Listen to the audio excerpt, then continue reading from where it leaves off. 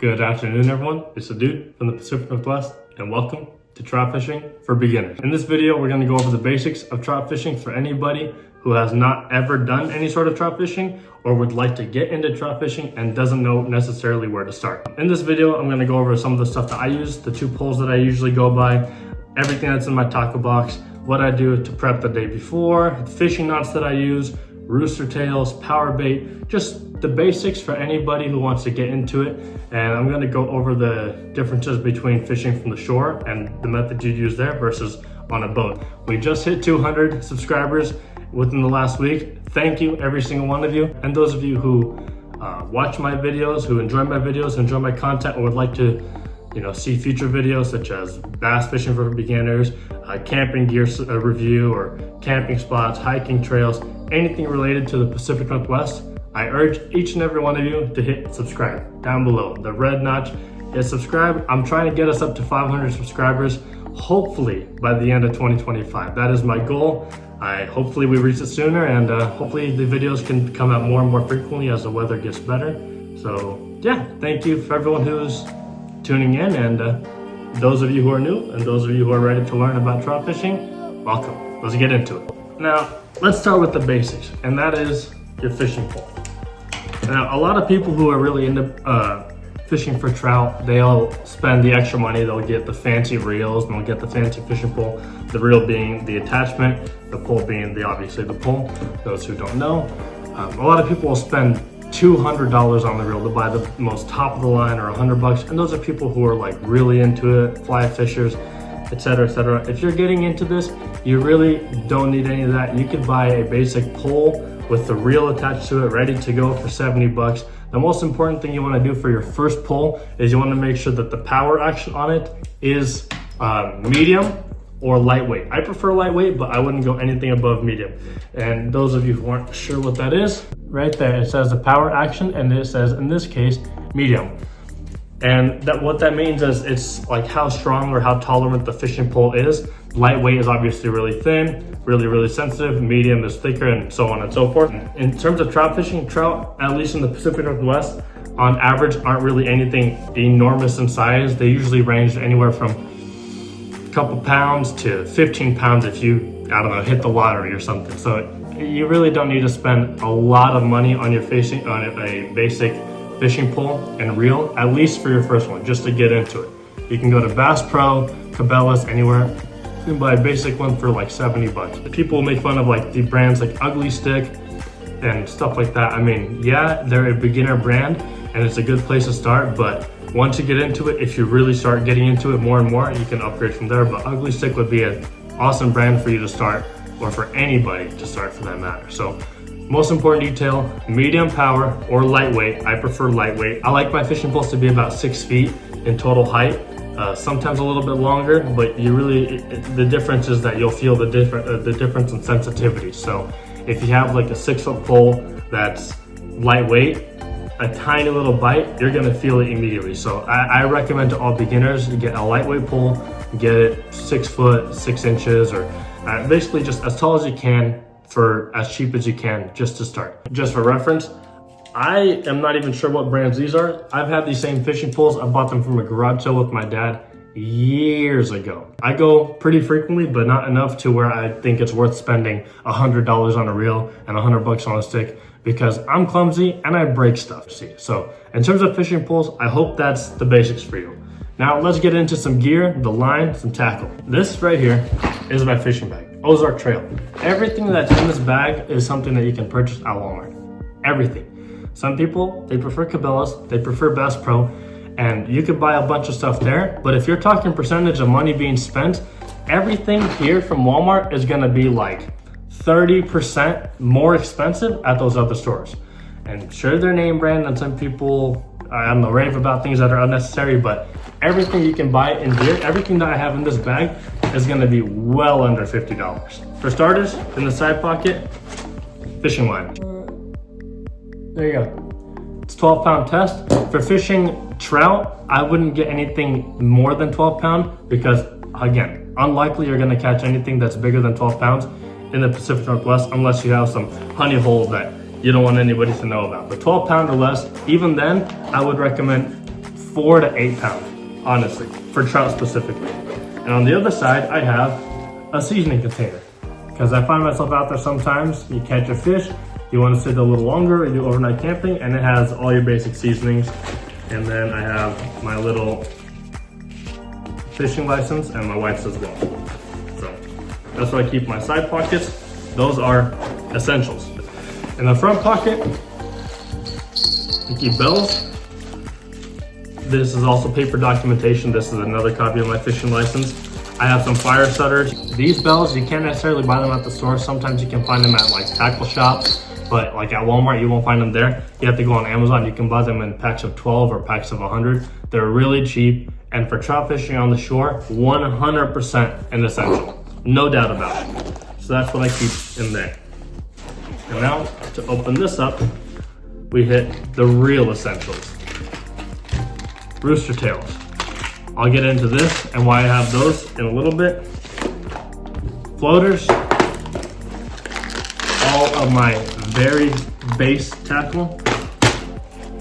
Powerbait. Secret sauce. This is a raincoat. I bought this thing 4 years ago. It rains all the time when I go fishing. I haven't put it on. Honestly, don't really know why I keep it. Probably for my wife. I'm not really sure why I have that. This is my foam and leader setup. I'll go into that here in a second. Pliers, very big essential. How good of pliers you have can make or break a fishing experience, because getting the hook in or out of the fish, big deal, and you want some good ones. And then I have a treble hook remover. That's what I call it. I don't know the technical name, but I'll go into that and how that works here in a second. And then a little pocket knife with pliers and scissors and standard stuff. Rarely find myself in a scenario where I use this, but still use it enough. And an underrated thing to take with you, cash. I like to keep anywhere from 5, 10 to 20 bucks cash in small denominations in my fishing bag. Sometimes you go to a boat launch, they need to pay with cash, or sometimes you find yourself not catching anything at all and you want to stop by the gas station and get yourself some jerky, so that way the trip is not a total waste. Let's go into trout fishing setup. I have one of my poles here. I'm going to show you guys how I set up for shore fishing. I'm gonna remove the line that I have on my pole right now. For those of you who are wondering or don't know how, I'm going to put on all new line to this fishing pole, so that way those who have never done that before, you can see it up close, what it looks like. That way you will know how to do it in the future. All right, I got my old line off of there. Here's my new line, 12-pound test. And what you're gonna wanna do is look for the little notch in your reel, this right here. I call it the tooth. I'm not sure what other people call it, but you wanna go ahead and get the fishing line in and around inside of this, and that's gonna go ahead and start the fishing line for you so you can spool it up. Let me show you. All right, so I got my old line off. I'm gonna go ahead and put the line inside that little tooth I was referring to. Just takes a little bit of focus and some fingernails. And what I like to do is I go ahead and I wrap it one more time, just to make sure, or just at least around the corner, just to make sure that it's really in there. And that's what you want right there. You want the fishing line to be on this side, perfectly aligned, and that right there is when you start spooling up. Little pro tip that my dad taught me: you put your fishing line inside your bag, close it up like so. You want to make sure that your line, again, that everything is pulled correctly. Just keep a little bit of tension on it, and you start reeling in some line. You want to make sure that your tension is on. Do it in a clockwise motion, and just like that. Notice how as I'm reeling, it's spooling in the bag, and you want to make sure that the zipper doesn't cause any real traction against it. And just like that, you spool it up, and you do this until there's enough line on your pole that basically it not goes over, but just probably like 1/8 of an inch in. So I'm gonna do that real quick.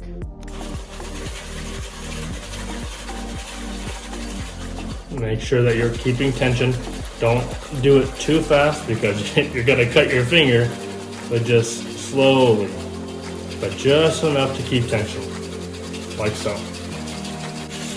I feel like that's a pretty good amount of line on there. I could do more, but I just don't think that it'll be necessary for the place that I go fishing. And you kind of want to account for, like, if you lose a lure, you get something stuck, and then you want to have enough line on there so that way you don't have to re-spool while you're out there in the field. All right, now we're gonna want to, I love to have, one of my essentials is nail clippers, a really small set. I like to go ahead, cut the excess off, and that is not going anywhere. Cut the little excess bit off.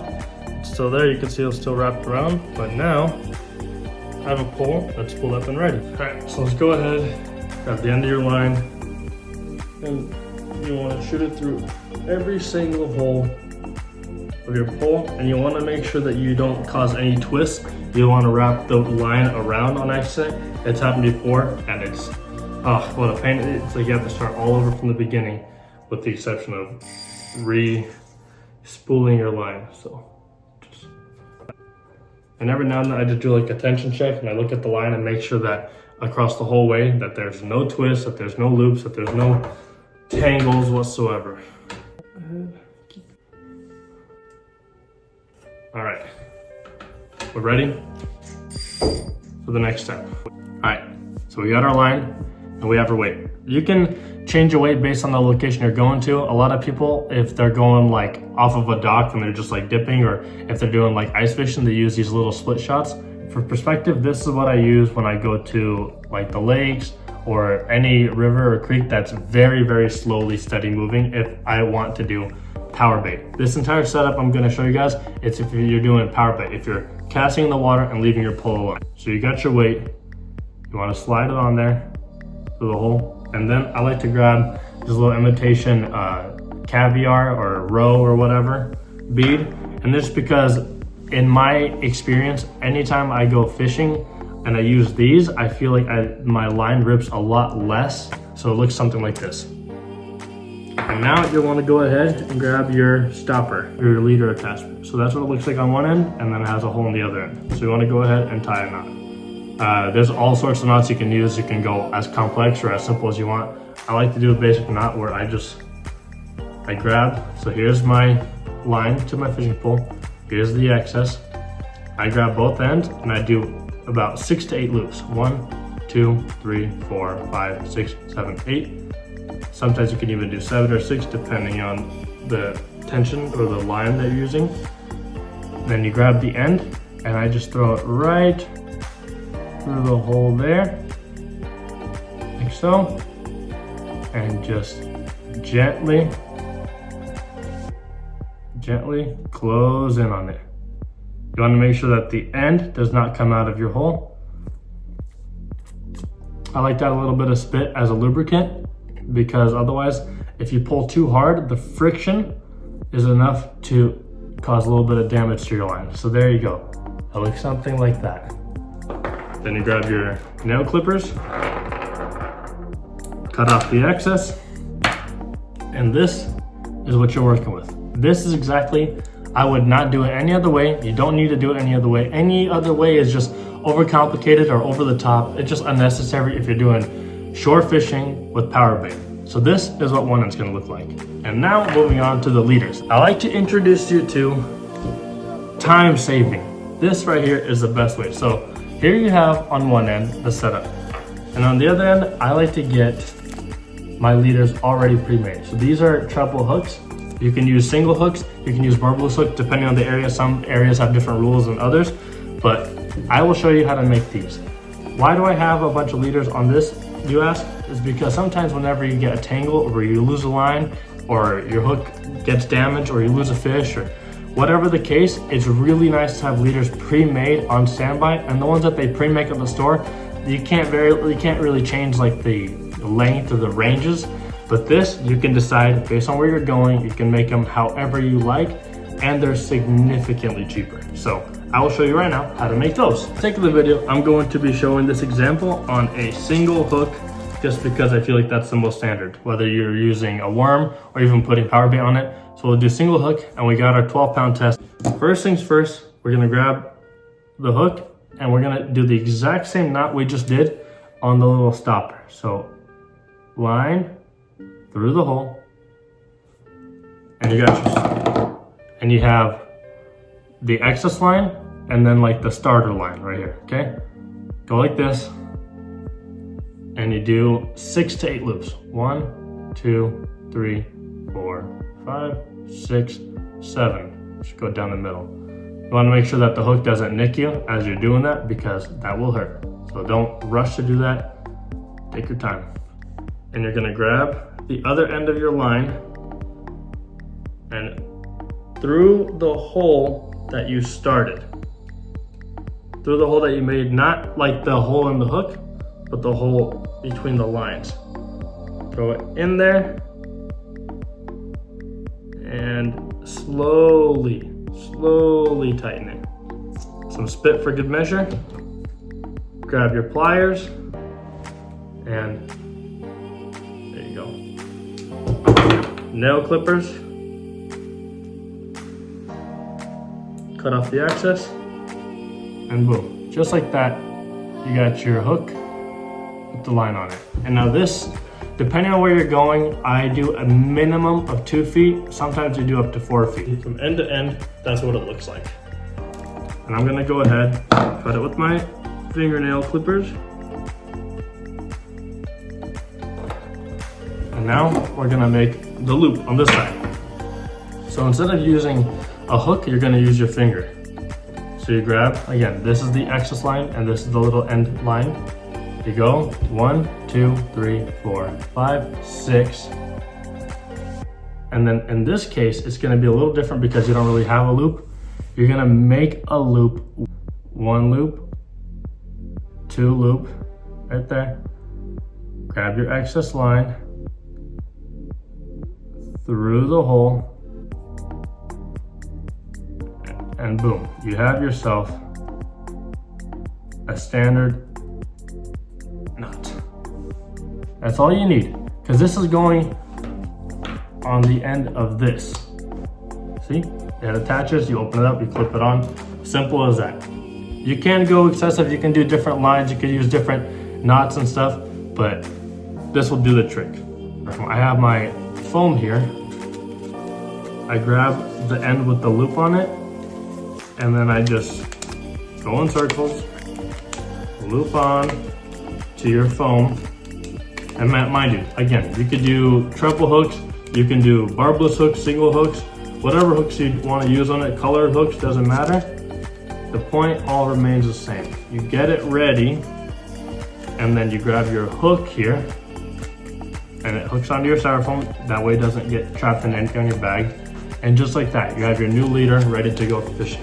I like to do about 3 or 4 minimum for a trip, just because you don't want to be sitting there cold hands or whatever the case, depending on what time you go, and making leaders on the fly, especially if it's biting really good and you lose a line. The last thing you want to be doing is sitting on the shore tangling with that. This is all stuff I would do before I go fishing as a checklist. Let me go over some of the basic stuff I have in my fishing bag. In this box, I have my imitation roe, split shots. These are a little bit smaller, a little bit bigger. These are my little 1/2 ounce weights that I was talking about, or 1/2 pound or whatever. These I have on for like spinners and stuff. I'll show you exactly what I use these for. Single hooks, treble hooks, and then my stoppers. And then in my other one, I have little bobbers. This is for just bobber and worm method. All right, so you got the fishing bag. You have your line, your leaders, your weight stoppers. You have everything ready to go. And now let's get into Powerbait. The most basic information you need to know about Powerbait is that you want anything that's garlic scented or salmon egg scented. I recommend sticking with colors such white, yellow, orange. Any variation of those 3 colors are going to do really good, and the ones that have like sparkles, like the glitter or whatever, they seem to work really good. They're like the most reliable of the most reliable, like in terms of flavors or like colors that seem to work for us. That's never failed, no matter which place we go to.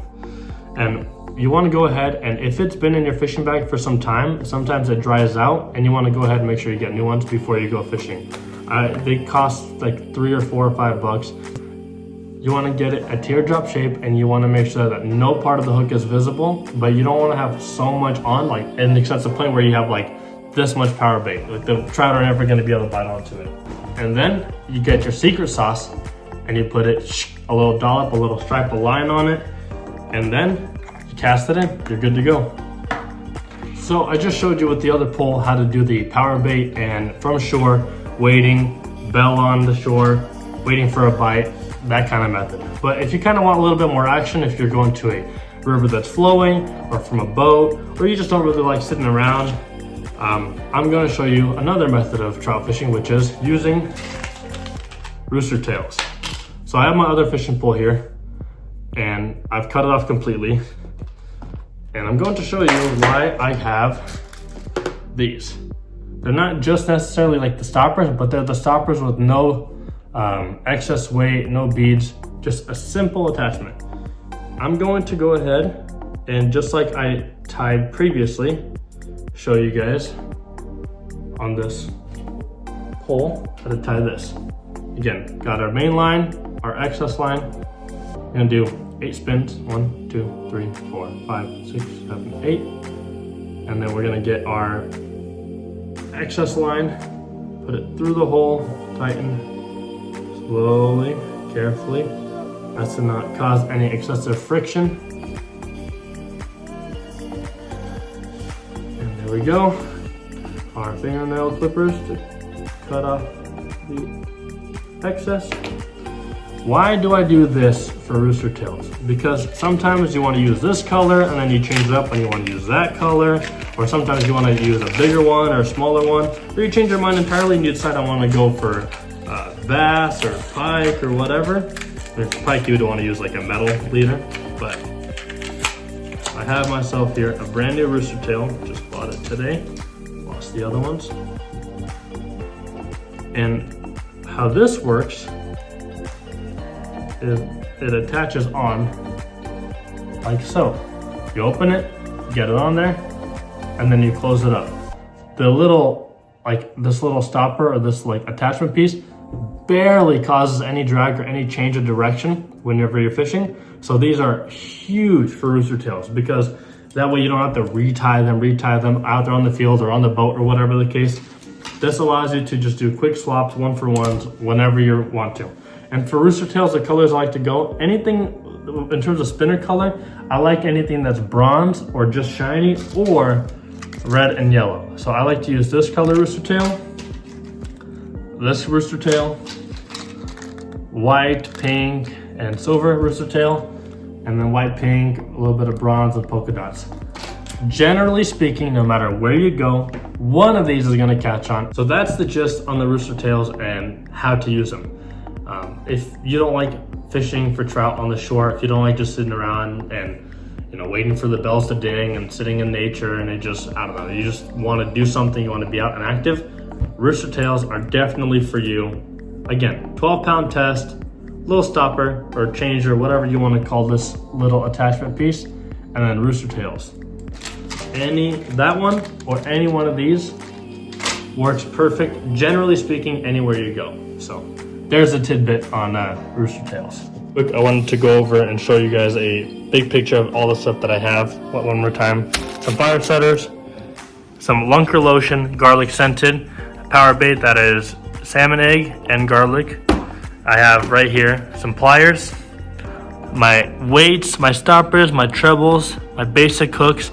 I forgot to mention about these rooster tails. I like to get the heaviest ones that they have in store. Usually they're 1/4 ounce or 1/2 ounce, just because they're heavier in terms of like the wind and distance that they can go, much better.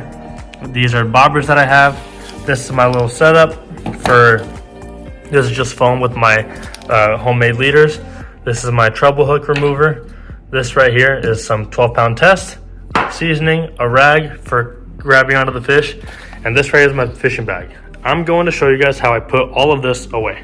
All right, we have a bag with our cash in it.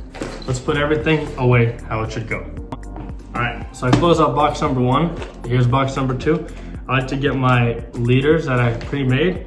I like to put them between the boxes so that the hooks don't catch onto anything. We put that in the bag first. And then we have our 2 garlic power baits and salmon egg power baits. Lunker lotion, put it in the bag. Treble hook remover, and this, I forgot to go over this. If you're fishing with treble hooks, you have the line, you have the treble hook, you want to go ahead and you put the line into that little slot right there, and then you make sure that it's as deep in as you can, pull the line and just yank and pull out. That's why this for treble hooks is very essential. I don't really fish with treble hooks super often, but some areas I do. I keep that in the bag as well. Pocket knife. This right here, these are a bunch of fire starters. I don't even know if they still work. I got them years ago. I hardly ever use them. Take the bells out. Fire starters in first. We try to put things in the list of priorities, like how often you use them versus how little you use them. These go to the top because we use these all the time. For shore fishing, close that up. Grab your pliers, put them in.